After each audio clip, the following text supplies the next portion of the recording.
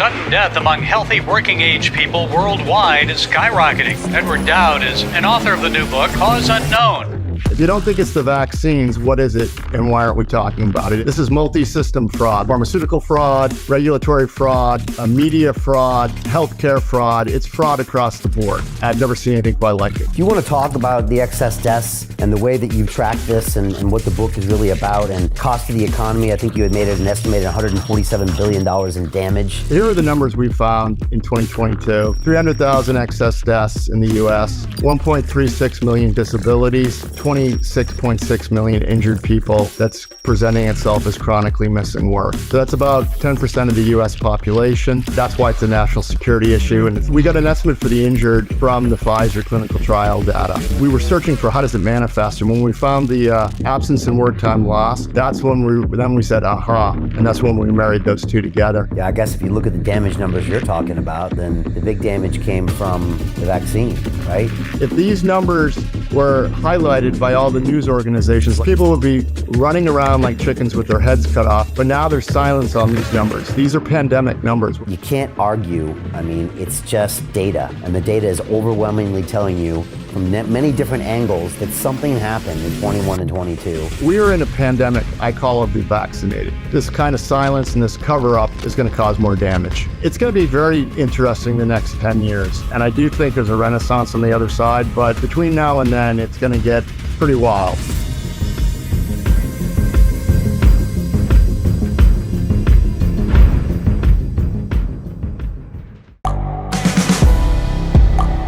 The world is changing.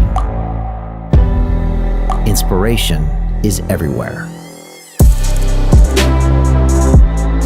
It has never been so easy to connect, share, and bring people together.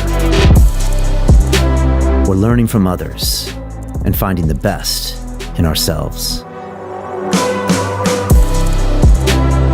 Challenging our beliefs. Sharing our vulnerability. Overcoming our fears.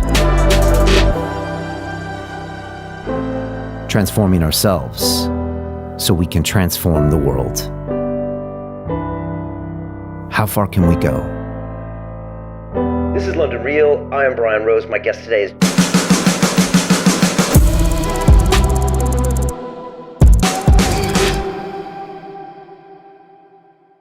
This is London Real. I am Brian Rose. My guest today is Ed Dowd, the former hedge fund manager, whistleblower, and author.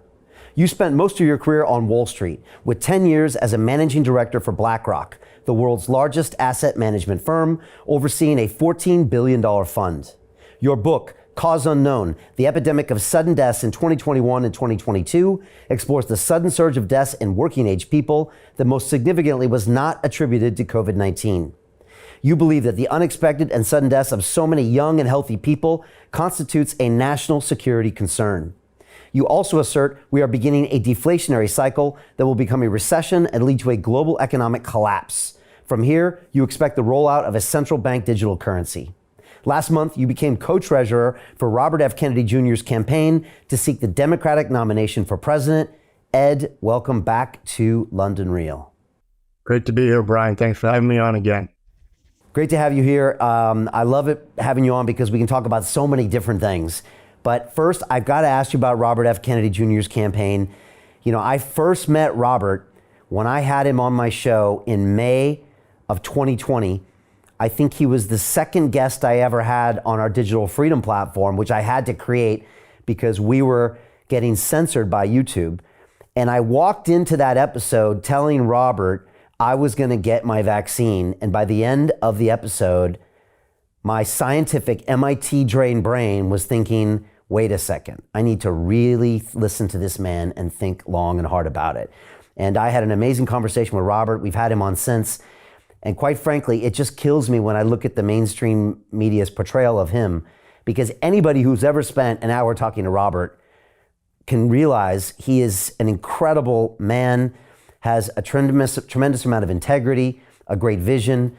And so I was just really happy to see him running and to see you associated with his campaign. How's that been for you, and how did that happen? Yeah, Bobby wrote the foreword to my book, and he was one of the people who, along with Gavin DeBecker and Tony Lyons of Sky Arts Publishing, they all kind of pitched the book to me. And they said it's important that I use my data and get my voice out there, because it was a different voice at the time. It was a Wall Street voice. It was a trend analysis voice. I didn't go into the science. I went into the body counting, ones and zeros, disabilities, ones and zeros, and now we have injuries, ones and zeros. So that was my contribution to this fight. I've got to know Bobby. I've done a couple speaking events with him for some of his former. Well, he's no longer with CHD, the nonprofit he founded, because he's running for president. But we did some events. Got to know him very well. He's a man, like you said, of integrity and honor and truth, and that's an emerging trend. I think it's a nascent trend, but it's going to explode. And I think all the leaders going forward are going to have to exhibit those characteristics, because the current clown show we have is full of gaslighting, lies, and deceit, and all the people that are currently occupying seats of power have to go, in my humble opinion, and hopefully peacefully. What a crazy concept that our leaders have to embody truth and integrity, right? Absolutely. And here's the thing about Bobby. So, when I joined the campaign, there was the first call. It was the exploratory committee before he decided to run, and I was tapped for that. So I was there early days, and he said on the call, there were some pollsters on the call, and he said, "Look, guys, I'm going to lead. A lot of candidates lead from behind with the polls. I'm going to speak the truth. I'm going to speak what I believe to be true. I'm not going to be poll driven." And when I heard that, that's when I was like, "This is going to be great." And so you can see from his public appearances, he's not holding any punches. He's not, testing something first to see if it's going to resonate with the public. He's just saying what he believes to be true. And again, one of the biggest parts of his platform is freedom first. And we have medical tyranny and lack of First Amendment rights in this country at the moment. And until we get those back, all the other issues you may or may not agree with Bobby on are kind of kicking around sand in the sandbox. Without those core tenets of medical autonomy and freedom of speech, we got nothing. So that's what we can all rally around. Get back to that. Get the and he's very familiar with all the agencies. He's worked with them in his prior environmental law practices, and he knows how the bureaucracy works, and he knows how it's been perverted and corrupted. So he's the man for me, and I think he's the man for the nation. Yeah, it's a breath of fresh air to see a candidate who speaks his truth, and it resonates in 10 seconds of listening to him. It's like, well, here's a guy who really is telling you what he really thinks. It's not some canned line. It hasn't been ironed out and gone through all the approvals of all these committees and fundraisers. It's like, he's telling you what he truly believes. It's, and it's noticeable for me. And I think for a lot of people too. I mean, he's got some great poll numbers, and depending on who you ask, I mean, I've heard behind the scenes that if you look at the real numbers, he's not actually far behind Biden, even though I think the official polls have him at 20%, which is still super strong for a candidate that just announced. Yeah, what's interesting is the establishment press is starting to talk about the fact that Biden has a Kennedy problem, and that's a good thing. And it is a problem, and there's chatter amongst the oligarchic class that they have to figure out a way to get rid of Biden and get someone else in there soon, because if this is allowed to continue, Bobby has a very high chance of grabbing the nomination if they don't fix it. The establishment, that is, not us, obviously. Can Bobby grab the nomination from a Democratic Party that won't even let Biden debate? Is that possible? I think it's possible, and what's going on is guerrilla media. I mean, his message is getting out there. He was asked, does he care about the censorship, and he said no. There's a lot of independent voices. The trust in the media has never been so low. This COVID debacle, this vaccine debacle, has shattered the trust in many institutions.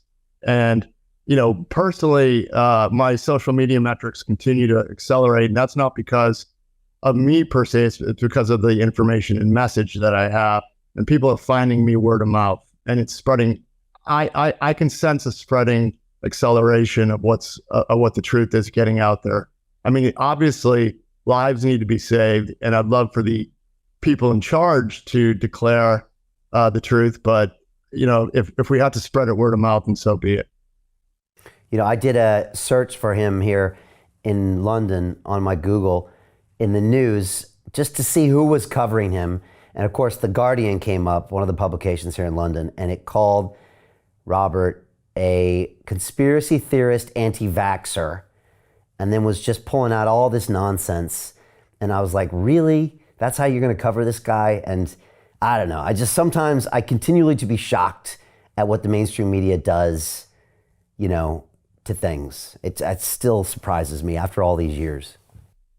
Well, I put out a tweet a couple weeks ago that we have a dearth of conspiracy theories. We're undersupplied because a lot of the ones we had have come true.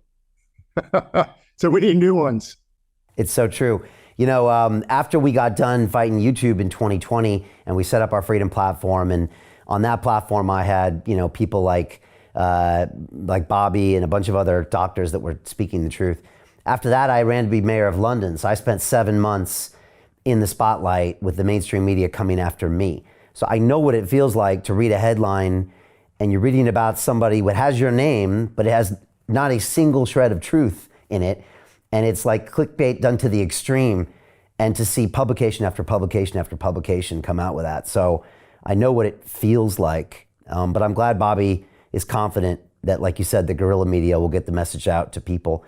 And yeah, him against Biden, you're right. They should really start to worry because it's night and day. And again, it's just, you couldn't make this stuff up. Biden takes a fall yesterday, and it's just like, they're still going to try to sell that to the public. And versus Bobby, it's just kind of hard to believe. But I guess potentially those are the two candidates, right? Yeah. The Biden fall was interesting. People wanted me to, retweet that. And I'm at the point now where it's just sad, and I don't need to highlight an old man falling. What I think we should all do, collectively is shame folks who even try to pretend that this is okay. It's not.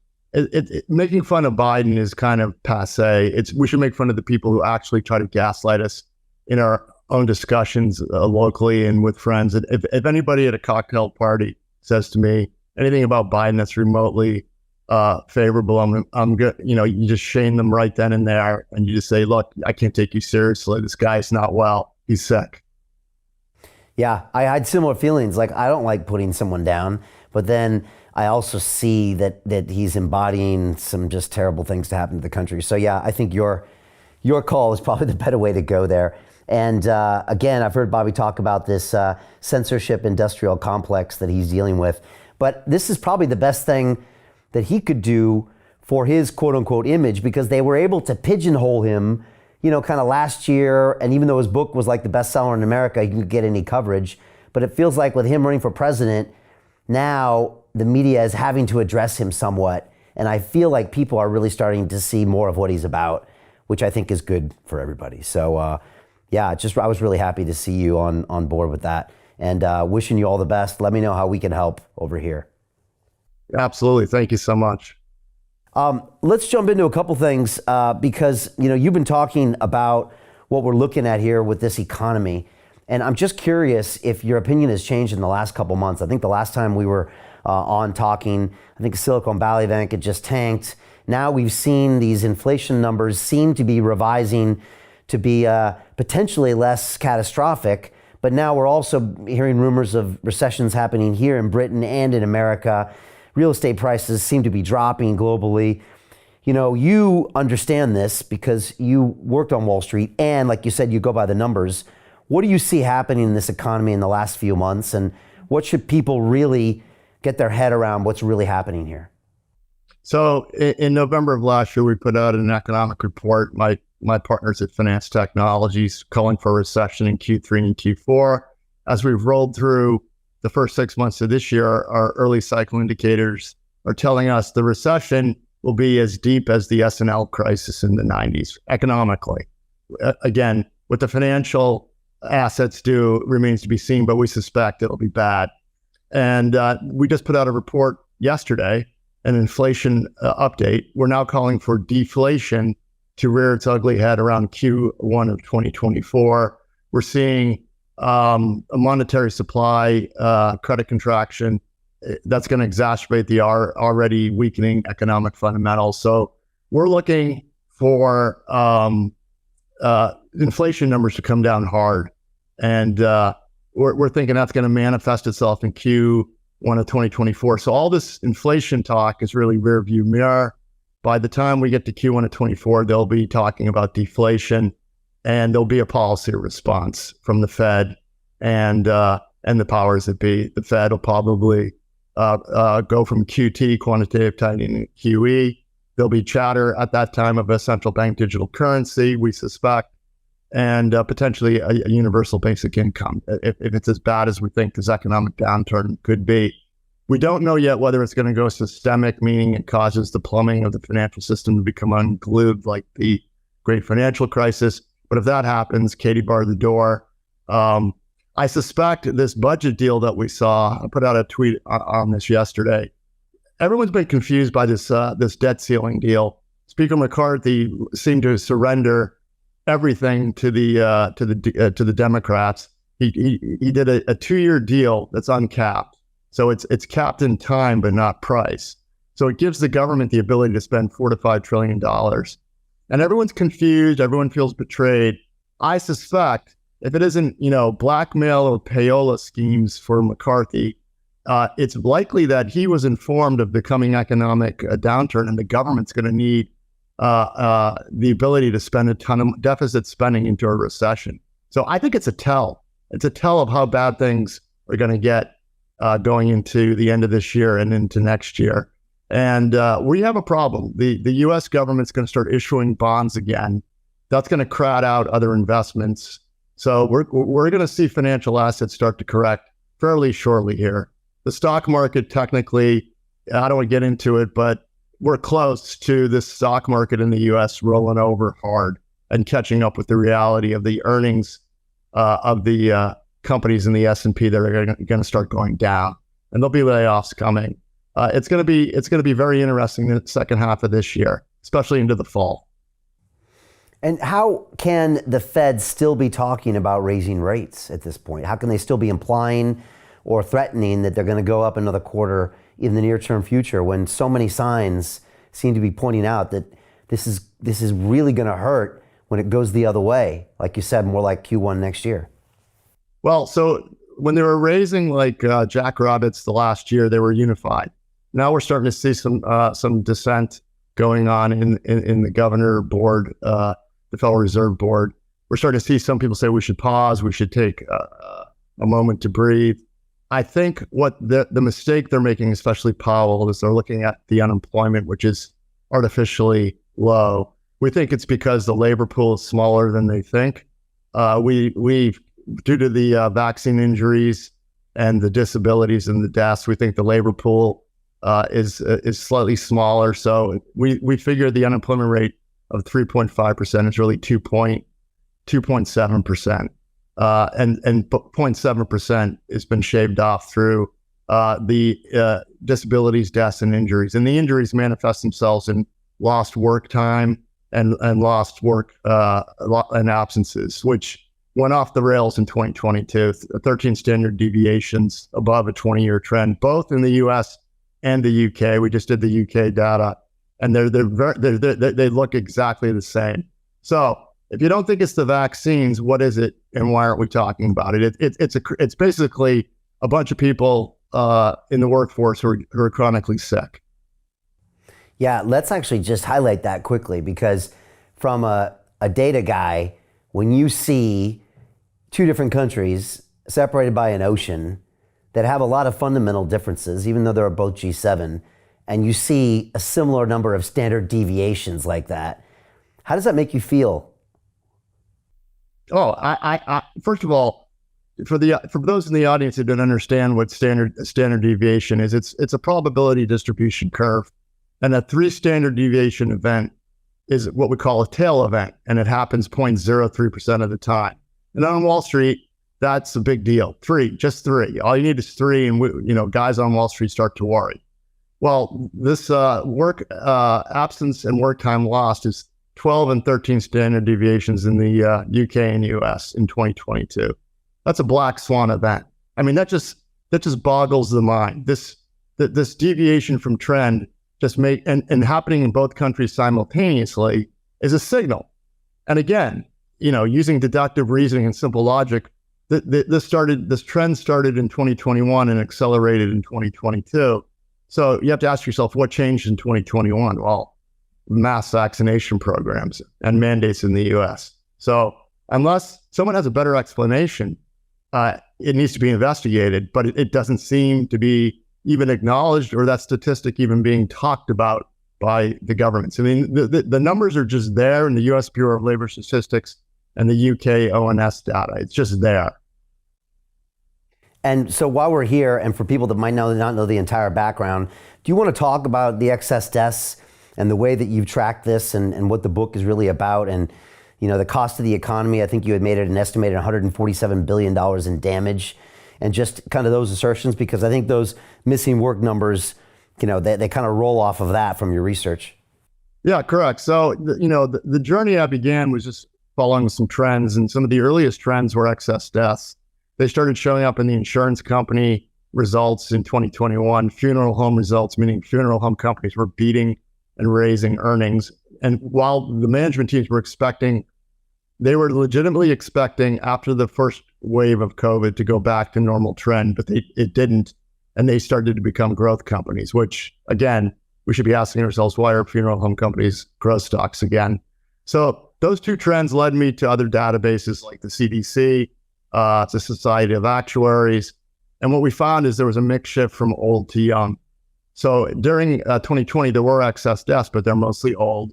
It became established fact that COVID mostly affected older folks with comorbidities. Well, then suddenly in 2021, excess deaths took off, especially in the working population, more so than the general population. And that was proven in my book.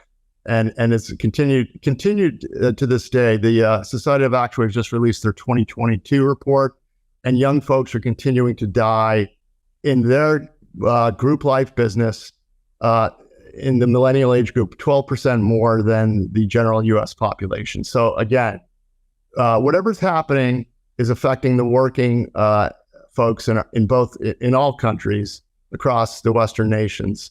So that's something that needs to be investigated. It's not normal, and it's flipped. It's a relationship that it never held before. In fact, the Society of Actuaries had proven in a study in 2016, which I QR code in my book, that their business is a good business. They determined that group life policyholders die normally at 1/3 the rate of the general US population in any given year. And that all flipped in 2021.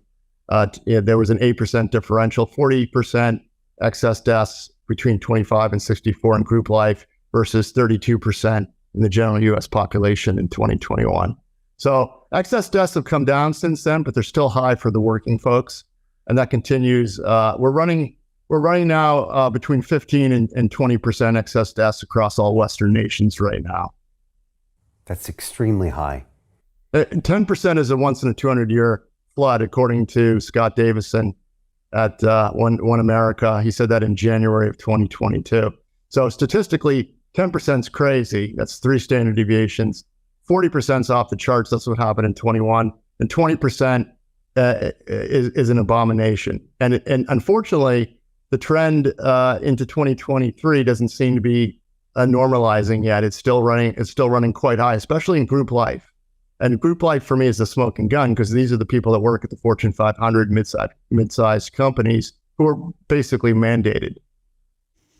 Yeah, that was my next question. What do you expect to happen to those numbers in 23 in different places around the world? And is it going to be correlated to where the vaccine is still being promoted or even mandated? I'm sure that's going to be part of our analysis. Our biggest fear is that we don't know the medium and long-term effects. And what concerned us when we produced the vaccine damage report, the number you referenced of about 150 billion in economic damages, what we saw that was disturbing was that the absence and work time lost accelerated into 2022. It became significantly worse. It was 6 standard deviations in 21 in both the UK and the US, and then it accelerated to 13 and 12 standard deviations. So we're concerned that even though you may not be getting boosters, there may be a certain segment of the population where damage has been done and your immune system's been compromised. So you're injured and you're chronically getting ill. And unfortunately, these buckets are not static. So you can go from injured to disabled, potentially dead. And here are the numbers we found in 2022: 300,000 excess deaths in the U.S. Due to we believe to the vaccine. We think that's low. We're very conservative. 1.36 million disabilities and 26.6 million injured people that's presenting itself as chronically missing work. So that's about 10% of the U.S. population. That's why it's a national security issue, and it seems to be predominantly found in the working folks of this country, not those who are either retired or working for themselves who chose not to get the jab or quit to get the job. We found those not in labor force in 2022 and 21, their disability rate went up the least, only 4% versus the employed disability rate, which went up 31%. So whatever happened in 21 and 22 was detrimental to your health to be employed. And obviously, the only thing that changed was the vaccine and mandates. And if it's not that, what is it and why is it not being talked about? And the circular logic takes you back to the fact that it's likely a cover-up at this point. And when it's hitting the employed, that means it's hitting the people that are healthy enough to work? Yes, work. So by the very nature of getting up in the morning and getting to a job and being young, you're the healthiest amongst us. You're between 25 and 44. We'll just use that group, the millennials. You're the healthiest amongst us. You have access to the best healthcare, but yet mysteriously in 21 and 22, your health outcomes as a group are worse than the general population. That should never happen, and it's a national security issue. That's what I've said to Senator Ron Johnson. In our military, I've talked to Teresa Long, Colonel Teresa Long, and she's one of the whistleblowers, and she suspects that if we don't fix all this, and given the problems they're having with recruitment due to the woke nature of the military, we won't have a standing army in 5 years, because what people don't understand is for every one pilot that flies a jet, there's 7 to 10 support people behind them. And if you get 2 of those people either dying, disabled, or chronically sick, you have a problem. Those numbers are just hard to comprehend. 26 million injured.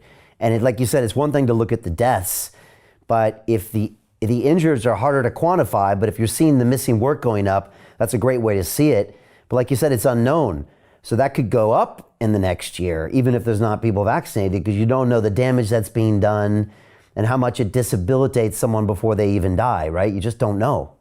We don't know. We don't know the medium-term effects. And, as a trend follower, we're looking at the disability trend. So the rate of change in the growth of disabilities has slowed, but the trend, if you're going to draw a trend line, it hasn't broken trend. So disabilities, if things were going to get back to normal, we should see a break in the trend, and we haven't yet. It's just the rise in disabilities has slowed, which is good news.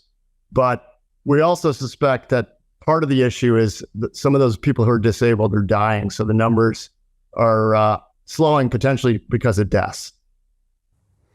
I think I read a study that in Switzerland a few weeks ago that they're no longer suggesting the vaccine for children or able-bodied people, but they still are in other countries, maybe even the US. Like what is the status of how hard people are pushing the vaccine at this point? So it's still mandated in many colleges across the country. First responders in hospitals and police departments and fire departments are still under mandates in certain areas of the country. There's still some corporations that are probably still pushing this. The good news is that booster uptake is way down, and the general populations of the globe are using common sense. They know it doesn't work, so why, continue the insanity of doing something that doesn't work? And I'm happy about that. But again, the thing that I'm most concerned about are the medium to long-term effects. Has damage already been done? And the thing for me that really got me concerned was when we discovered the injured, which we got an estimate for the injured from the Pfizer clinical trial data. And that's why they wanted to hide it for 75 years, because that's our estimate. And again, so you have an estimate of injured, but then you ask yourself, well, we were searching for how does it manifest? And when we found the absence and work time lost, that's when we said, aha. And that's when we married those two together. And to give you an idea of the economic damage, we estimate 5.2 billion lost in wages from the dead, about 52 billion disabled, and 89 billion from lost work time from the injured. So the injured are causing the most economic damage. And there's also the productivity lost that we can't measure. We can only measure wages. What do I mean by productivity? Productivity is a multiplier of our economy. So the more productive we are, the more economic growth we have, and it's a multiplier effect. So since we can't measure that, our 150 billion estimate could be 500 billion, could be $1 trillion. We don't know. What we do know is when you're chronically ill, the other people that aren't ill have to pick up the slack, and they get burnt out, and they may get sick, not because of vaccine injury, just because they're overworked. They're not chugging along at full speed. And if you are at work and you're chronically ill, you may not be working at 100% capacity. You may be working at 75%, even when you do show up, maybe 50%. So there's lots of lost productivity. And, that's just showing up anecdotally all over the US, and especially in service industries where restaurants are closing early. Car repair shops aren't moving things through fast enough. So it's starting to slowly show up in the productivity of the economy. Ed, is anybody in a higher place willing to have conversations? I mean, you mentioned the general, you mentioned the senator. Has any of that changed where people are willing to even discuss this with you? I mean, obviously having Robert out there is great because there's someone in a political party that's actually talking about this, but is anybody else engaging with you? So I was told by some media people that they would put me in touch with Marjorie Taylor Greene, who's running the COVID investigation committees. And I became frustrated because no one reached out to me. And then Dr. Robert Malone recently said as much in a tweet. I retweeted it. Then he went on Steve Bannon's show and said, it's been crickets from the Congress that should be reaching out to Dr. Malone. He mentioned my name in the interview and said Ed Dowd and I have not been sought after for our expertise. So we're just curious as to why no one really wants to bring us to the Hill and testify, because as far as I'm concerned, there's a lot of people in all the countries of the globe who are getting sick, and they're going to their doctors, and if you're not informed of what we are informed of, you go in and you have a symptom. So the doctor treats the symptom, but not the underlying cause, which we think is a compromised immune system. And there are all sorts of protocols being developed to detoxify the spike protein. So until we have a kind of a national global conversation about this, people are going to continue to treat the wrong things and not solve the underlying problem. That's what I'm most annoyed with, is that this kind of silence and this cover up is going to cause more damage. Has anybody spoke to the government in the Congress or the Senate about this? I haven't seen any hearings. I haven't seen. No. The COVID hearings have been focused on the Kabuki theater around the Wuhan lab and the wet markets. I mean, that for me, I don't care where the virus came from. All I know is we produced a product that seems to be killing, maiming, and disabling, untold amounts of people. So we don't even know the origins of the virus. That seems like Kabuki theater to me and a distraction. Yeah, I guess if you look at the damage numbers you're talking about, then the big damage came from the vaccine, right? Yeah, no. So I've said publicly on a number of podcasts that the numbers we're seeing now with the lost work time, the disabilities, and the deaths, we have pandemic numbers today. We are in a pandemic, I call it the vaccinated.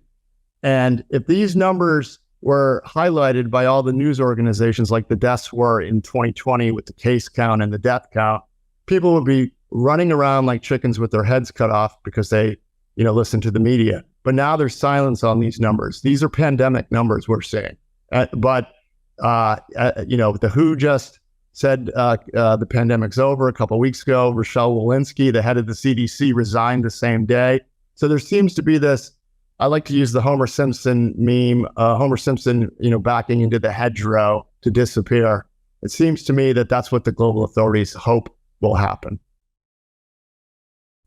I'm having flashbacks here, Ed, because that same newspaper, The Guardian, that, described Bobby that way, were printing these numbers in 2020. And I mean, I just would wake up every day and they printed them, and it was like, terror porn. And they were just literally terrorizing the nation with these numbers after numbers after numbers that, what the hell did they mean at the end of the day? And it was this way of just constantly instilling fear in everyone about something that really was affecting a very tiny percentage of them. Meanwhile, I'm getting taken off the air. And I'm also, to add insult to injury, Ed, I'm having conversations with like the Great Barrington Declaration people and Bobby Kennedy and all these people that are speaking reason to me. And I see this complete disconnect with the media. And now, like you said, we seem to be seeing it completely the other way, where there's actually a real problem we need to focus on, and it's not being mentioned at all. No, Jamie Foxx had some serious stroke, brain injury. The insiders are now coming out and saying that it happened right after he took a shot for a movie he was filming. And people don't want to talk about it. I mean, this is crazy making at this point, and insanity. And they hope that this can go away, but it's not. And again, I can tell by the reception that I used to receive, where I was considered crazy, to thank you so much, is what I'm seeing now when I go out and about on the island of Maui. More and more people recognize me. I go to the beach. I'm not a celebrity, but people approach me on the beach. So, and my friends are like, wow, that's weird. I go, well, that's good news, because it means, there's an awakening going on. And, I did a little analysis of Maui deaths, just straight up deaths. I didn't analyze it, but every year since 2019, deaths on Maui have gone up while the population has decreased since 2019 by about 2%. I was on a radio show on the island of Kauai.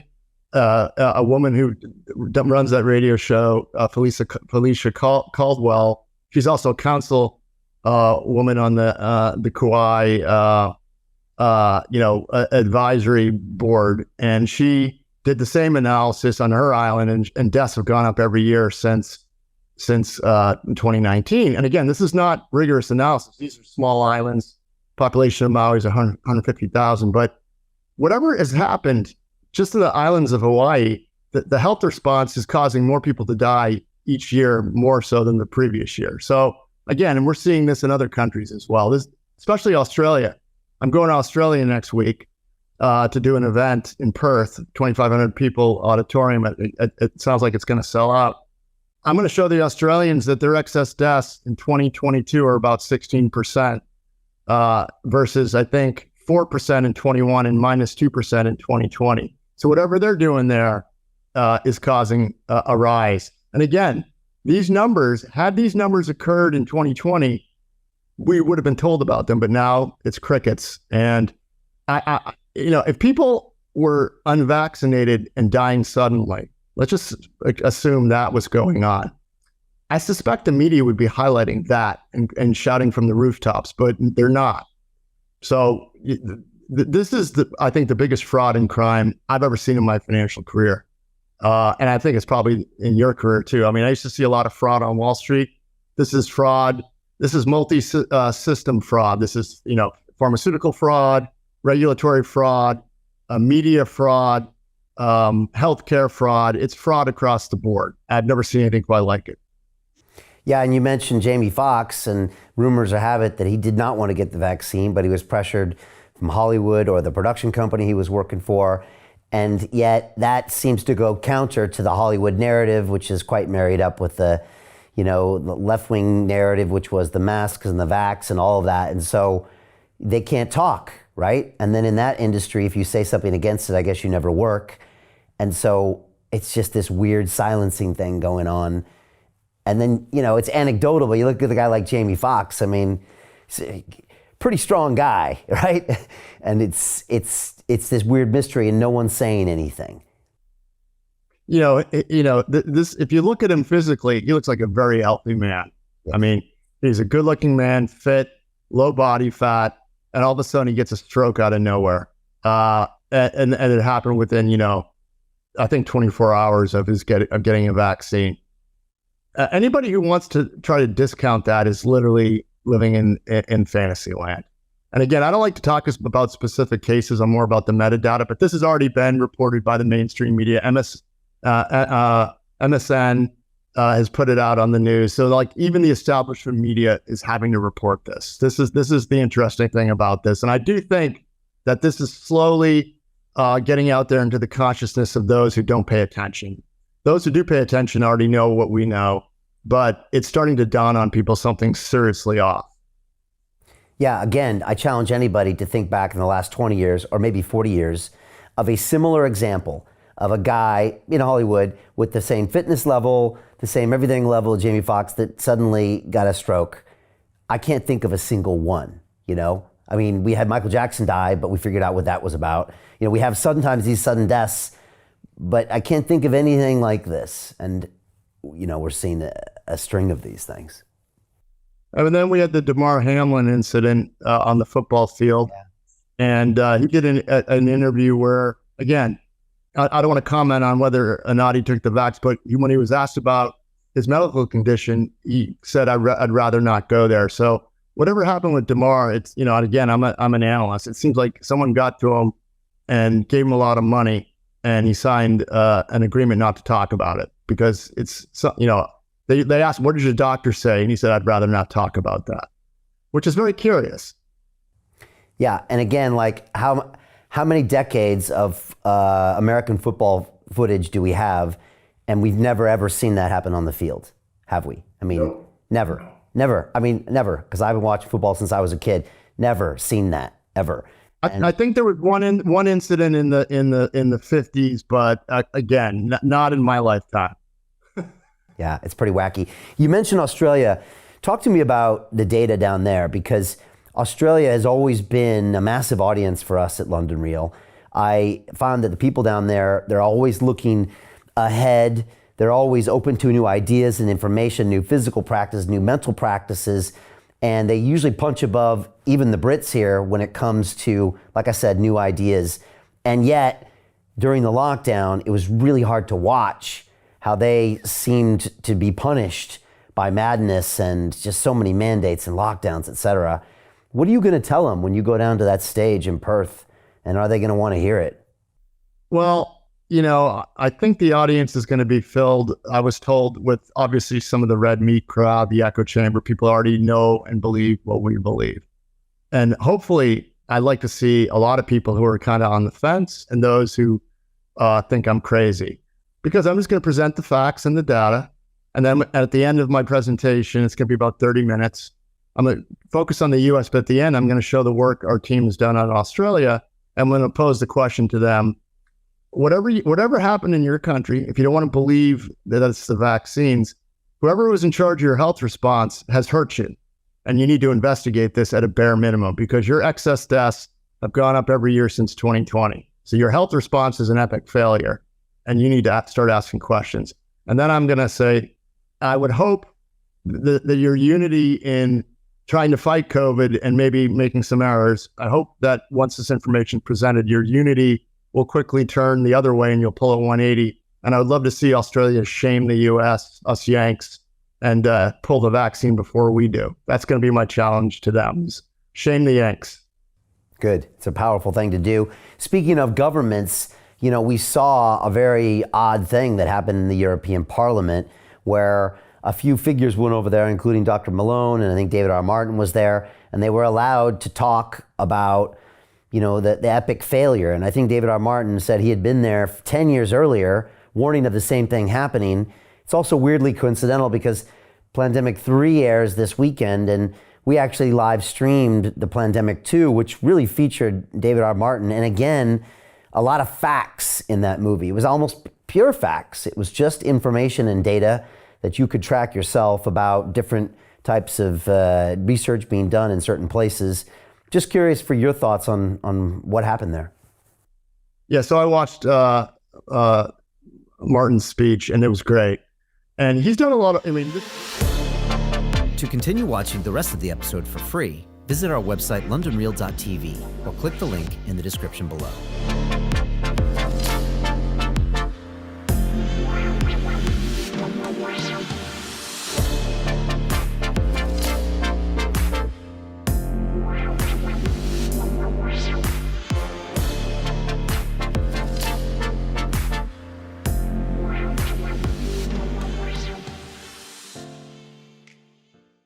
So Jim Rickards has just recorded a video that's not available to anyone in the public, and he's going to be talking about how this upcoming recession is going to be fast, it's going to be bloody, it's going to be nasty. But at the same time, he's going to show you how you can position yourself to profit from all of this chaos.